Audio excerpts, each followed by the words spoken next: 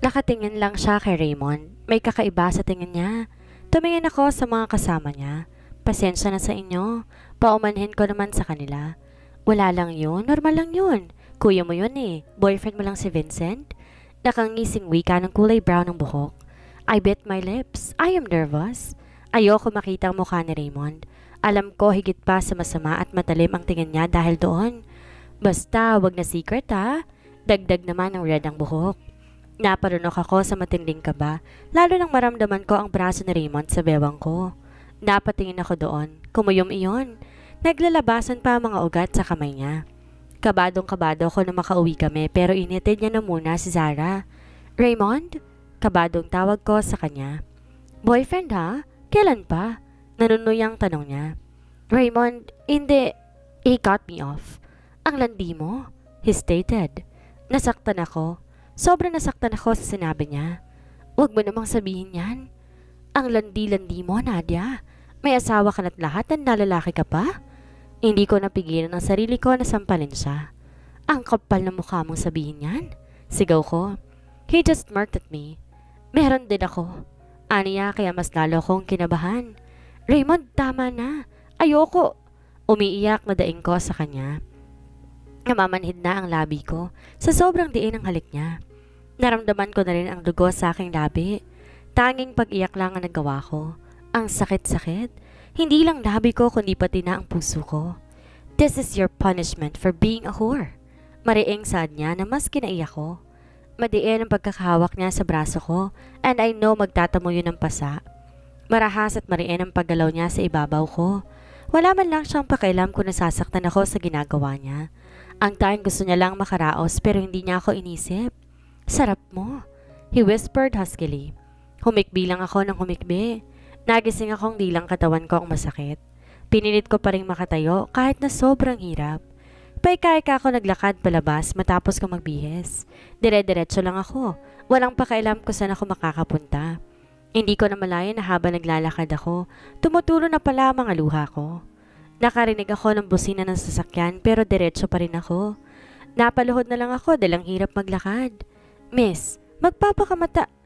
Napahinto siya na makita niyang umiiyak ako. I heard him cursed. Ilang beses siyang napamura. Binuhat niya ako na hindi man lang humihingi ng permiso sa akin.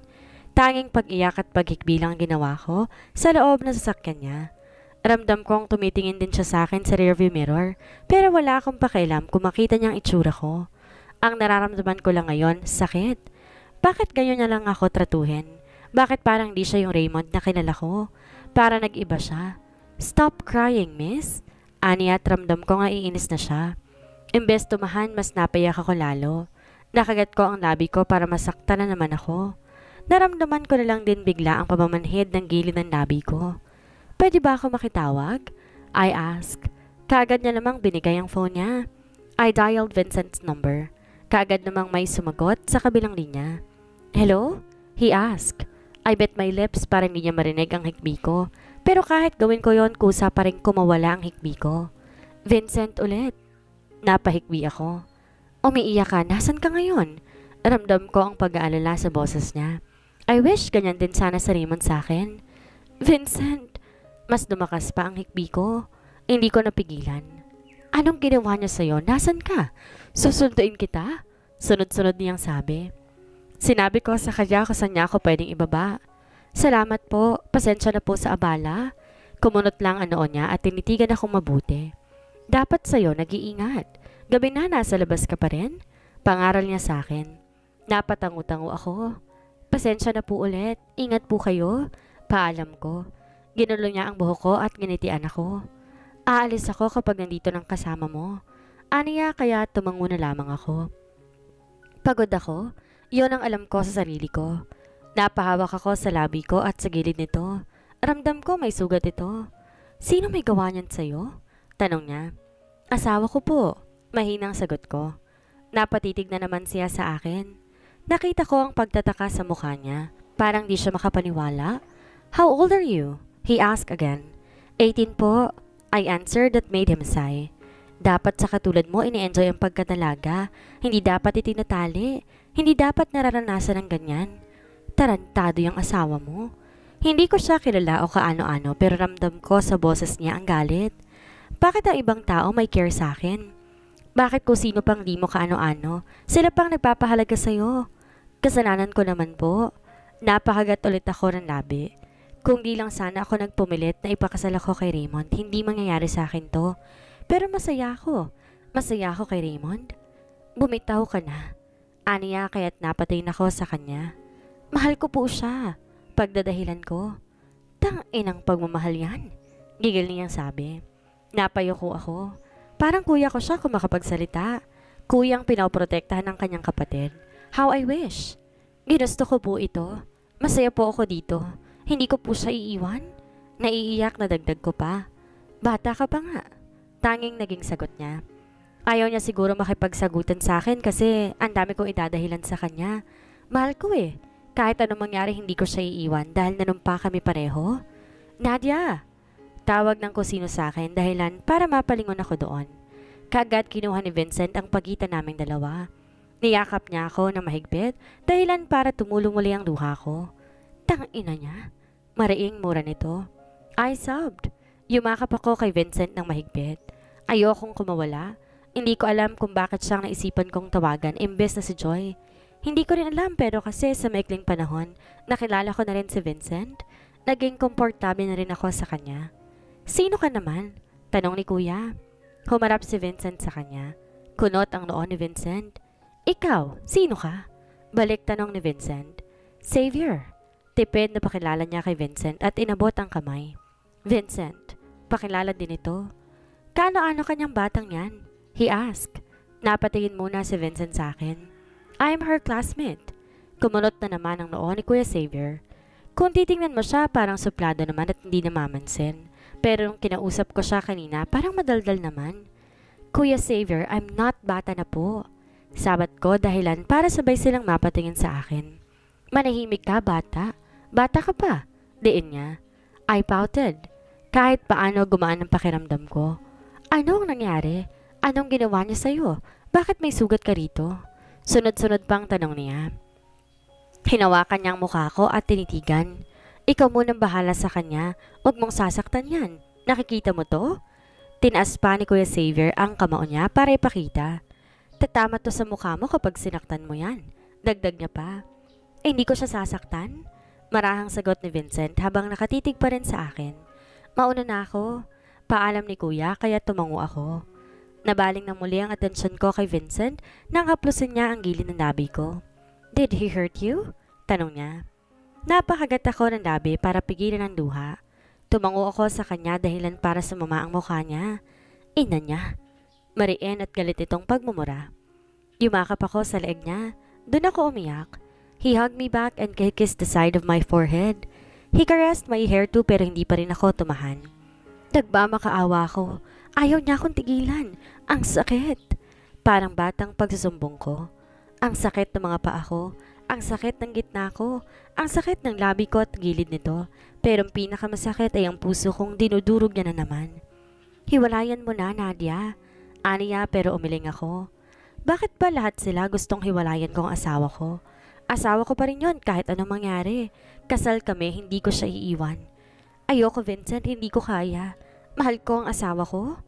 Narinig ko pa ang pagbuntong hininga niya. Ano pang ginawa niya sa'yo? He asked. Kinuwento ko sa kanya lahat ng mga ginawa ni Raymond sa akin. I am crying while telling him everything. Nakita ko pa ang pagkuyom ng kamao niya. Halatang galit siya. Inawakan ko yon para pakalmahin siya. Tumingin naman siya sa akin. Ang kaninang matalim niyang tingin ay lumamlam. Tangina talaga. Paulit-ulit niyang mura kaya napaiyak na naman ako. Ramdam ko yung care at pag-aalala niya sa akin. I bit my lips and hugged him. Niyakap ko siya ng walang alinlangan. Sorry, tanging nasabi ko. It's okay. Kapag hindi mo na kaya, iwan mo na. He whispered. Hindi ko na nga alam ang mga sumunod na nangyari. Basta nagising na lang ako sa isang hindi pamilyar na lugar. Vincent? Naiiyak na sambit ko. I don't know why, Vincent. I sob. Shh! Nandito ako. Niyakap niya ako bigla at pinatahan ako. After that, we ate. Nalaman kong siya palang nagluto. Nandito ako sa tinutuloyan niya. Kaya pala hindi pamilyar sa akin. Ginala ko ang paningin ko sa kabuuan. Malinis, maayos. Nakakatuwa sa isang lalaki ang malinis sa gamit at sa bahay. Ikaw lang mag-isa dito? I asked and he nodded. Wala kang kasama? Tanong ko pa. Wala, ako lang. Hindi rin ako nagdadala ng babae dito, ikaw lang. Sagot niya. Hindi ko alam kung bakit may kakaiba akong naramdaman nang marinig ko sa kanya ang mga yon. Pero minsan, pumupunta ang kapatid ko rito. Dagdag niya pa kaya napatangu-tangu na lamang ako. Hindi ba siya nalulungkot na mag-isa lang siya rito at walang kasama? Sa bagay, lalaki naman siya. After namin kumain, sinabihan niyang iyahatid niya na ako sa amin. Sinabi ko sa kanya sa amin na ako tutuloy. Ayoko munang umuwi kay Raymond. Napaigtad ako sa gulat nang marahan niyang hawakan ang gilid ng labi ko. Masakit ba? He asked, so I nodded. Napatitig siya roon. Napalunok at napapikit. Parang may gustong gawin na hindi niya naman magawa. Kahit paano gumaan ang pakiramdam ko dahil kay Vincent. Hindi ko rin alam kung papaano ako naging komportable sa kanya at sa pagtulog ng tinutuluyan niya. May kakaiba kasi kay Vincent na hindi ko masabi dahil hindi ko nga alam kung ano iyon. But there's something special with him. Baby ko? Kaagad na yumakap si Mommy. Umiyak. Napaiyak din tuloy ako. San ka galing anak? Tanong naman ni Daddy at napalingon sa likuran ko. Magandang umaga po. Magaang bati ni Vincent. Kina Vincent po ako natulog. Nagulat si Daddy sa naging sagot ko. I respect your daughter. Malaki po ang respeto ko kay Nadia at hindi ako katulad ng asawa niya. Mariin itong sabi. What do you mean? Daddy asked. Lumingon ako kay Vincent at pinahiwatig na huwag sasabihin kay Daddy. He sighed and nodded at me. Wala po sir. Magalang niya na lang nasagot. Pumasok na po muna kayo sa loob at kumain. Tumuloy ka muna rito, iho. Sabat ni Mommy. Busog pa po kami. Mommy, kumain na po kami. Sagot ko sa kanya kaya naman tumango lamang si Mommy. Thank you, iho. Si Mommy at niyakap na lang si Vincent. Nagulat pa ito bago gantihan si Mommy ng yakap. Walang anuman po. Napatitig lang ako sa kanila at napakagat ng labi. Masaya ako na makita si Mommy na masaya sa isang lalaki o kaya nagagalak. Hindi ko siya nakitang ganyan kay Raymond. Good morning po, tita and tito. Naistatwa ako sa kinaupuan ko nang marinig ang boses niya. Napatingin ako kay Vincent. Kuyom ang kamuon nito at ibang tingin kay Raymond na mahinahon. Anong ginagawa mo rito, iho? Si Daddy. Kukunin ko lang po sana si Nadia. Sagot niya kaya't napahawak ako sa kinaupuan ko. Ayoko. Baka gawin niya ulit yon. Napatingin si Mommy at Daddy sa akin. May nangyayari ba sa inyong asawa na hindi maganda? Hindi ako sumagot. May ginagawa ka bang hindi maganda sa anak ko, Raymond? Para maumpisa na namin kung paano ko ipagdi-divorce. I cut my mother off. Wala po, Mommy. Sasama na po ako kay Raymond. Dali-daling sagot ko at tumayo. Inayos ko ang paglalakad ko para hindi sila magtaka. Iba ang tingin ni Mommy sa akin kaya nag-iwas ako ng tingin. Sorry, Mommy. Mahal na mahal ko si Raymond at di ko siya iiwan. Ano man ang mangyari. Excuse us po. Raymond, nahinawakan ako sa bewang. Tinignan niya ako dahil di ako sumunod sa kanya. Nanatili ako sa kinatatayuan ko. Nadia? Nagbabantang pagtawag niya sa pangalan ko. Naiyak ako sa kaba kaya sumunod na lamang ako. Tumingin ako kay Vincent at sobrang talim ng tingin. Kay Raymond, uuwi na rin po ako. Wait! Humabol siya sa amin. Vincent? Kabadong pagtawag ko sa kanya nang dumiin ang hawak na Raymond sa bewang ko. Saktan mo pa siya ulit at kukunin ko siya sa'yo. Mariing sabi nito kay Raymond. Raymond did not answer him. Kasama niya akong tinalikuran sila. Raymond, I am mad. Napatalon akong bigla dahil sa kanyang pagsigaw. Raymond! Itinulak niya ako sa sasakyan niya. Don't you dare try to cheat on me. You are still my wife. Mariing wika na naman niya. Nanginginig ang mga kamay ko. Pinilit ko ring wag tumulo ang mga luha ko. Akin ka, Nadia. Hanggat asawa kita, akin ka. Imbes na kiligin, natakot ako. Nasasaktan ako, Raymond. Daing ko at saka tinanggal ang kamay niyang nasa braso ko. Mariin ang pagkakahawak niya roon. Hinila niya ako at padabog na tinulak sa kama. Sa akin ka, Nadia. You are mine. Sigaw nito na kinaiyak ko ng tuluyan. Raymond, wag. Ayokong ginawa mo sa akin, masakit pa. I don't care. Sagot niya at saka ko hinalikan na mariin. Tinikom ko na lang ang bibig ko but he bit my lips dahilan para maibuka ko ito.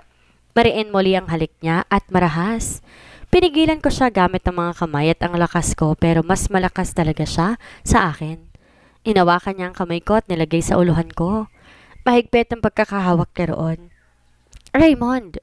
Umiiyak na sabi ko sa pangalan niya. Naramdaman ko tumigil siya na siyang ipinagtaka ko.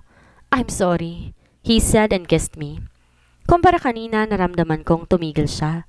Magaan ang halik niya at puno nito ng pag-iingat. Napadala ako sa halik niya at sa init na nararamdaman ko. Ito ang gusto kong klase ng halik niya. At paghawak sa iba't ibang parte ng katawan ko, puno ng pag-iingat at pagmamahal, kahit hindi ako sigurado kung may pagmamahal nga ba. Spread your legs wider and let me eat, he whispered huskily. Naramdaman ko ang pabimintig ng pagkababae ko nang tumama ang hininga niya roon. I spread my legs wider like what he asked me to do. I moaned loudly. I pulled his hair as I closed my eyes to deepen his tongue in my fold. Niramdam ko ang sarap ng labi at tira niya sa pagkababae ko. Mas malakas ang ungol ko dahil nararamdaman ko ang pamumuo ng kung ano sa bandang puson ko. I am near again. After his finger, eto na naman. Hindi pa ako satisfied sa daliri niya at tila. What are you? Nanlaki ang mata ko. Namilog ang bibig at di makapaniwalang nakatingin sa kanya habang sinisimot niya lahat ng nilabas ko. Again, nilunok niya ulit lahat. Pangalawang beses niya nang ginawa yon. Nakangisi siyang nakatingin sa akin habang dinidilaan. Lasang strawberry. He chuckled. Gumapang siya paangat sa akin. He looked at my eyes. Full of desire but there is no love. He kissed my lips. Gumanti ako ng halik mula sa magaan at maingat hanggang sa naging malalim. I wrapped my arms around his neck and deepened the kiss. His kisses went down to my jaw, then my neck. Napatingala ako ng kanyang nakakapit sa kanyang buhok dahil sa klase ng kanyang halik. Nanunuya, nangaakit. He sucked my neck. Hindi lang isa, hindi lang dalawa, hindi lang tatlo, maraming beses. Buong leeg ko ay hinalikan niya. Dinilaan. Minaragkahan na animoy nagsasabi na sa kanya ako. I want you. Paos na sambit ko. Hindi na ako satisfied sa mga halik niya at pagdila niya sa balat ko.